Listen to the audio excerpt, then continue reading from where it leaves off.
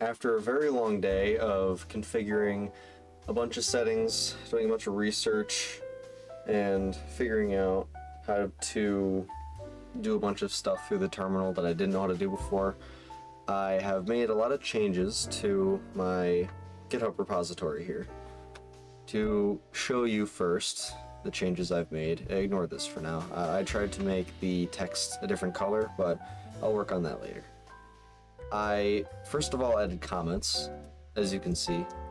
I also, apart from the comments, got rid of the argument section because it just wasn't really necessary, meaning that you no longer need to pass the -s argument when you're running the setup bash script. But anyways, this first snippet is the confirm install menu, where it will ask you the yes or no. This second snippet is the initialize section, where in this case all it does is identify the user as the only user on the system until the login user is added. Speaking of which, this snippet will add the login user along with all of its attributes, like removing its password, adding it to the video section, and this I'll get to in a sec. Let's enable auto login.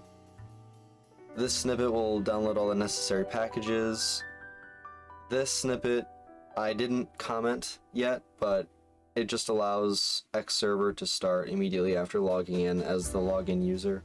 And then this snippet runs the general cleanup code along with the reboot afterwards, so it can apply everything that you just did.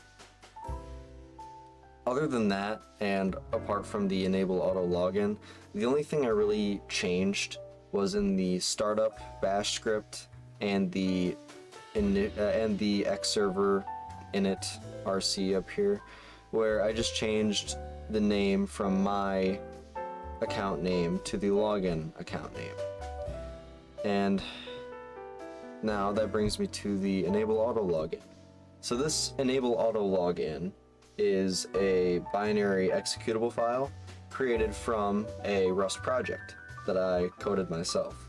So this enable auto login Rust project really just, what it does is it edits the Getty service file in order to allow this login user that was created to log into them automatically. And to showcase this to you, I will basically just do the exact same thing that I did in the previous video, just allowing you to see all of the extra, or all of the changes that I've made.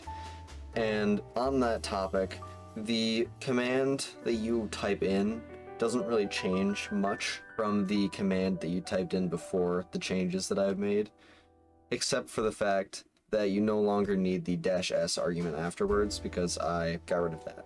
So after typing this in, you just press enter and you type in your account password, type yes, and wait for the install.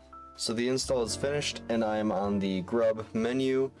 If I click the Debian GNU/Linux option, this will be really fast, so I'll just explain what will happen before we go into it.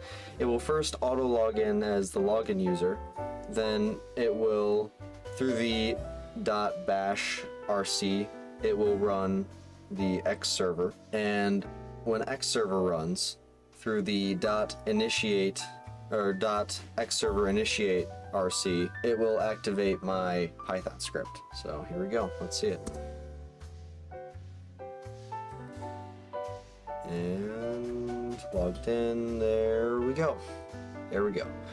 The Python script is the exact same as before, just a button on the top, and when you click it, it exits the program. All in all, that's pretty much it for the day in terms of the work.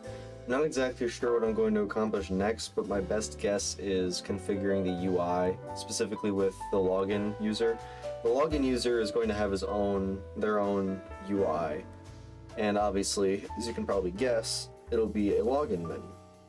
Eventually, I want to have this work with a Bluetooth controller, hence this being a smart TV, and in order to type in your password, it's going to be a sort of PlayStation-esque thing where you type in your password by clicking the different buttons on your remote, and each of those buttons is mapped to a different letter or different number.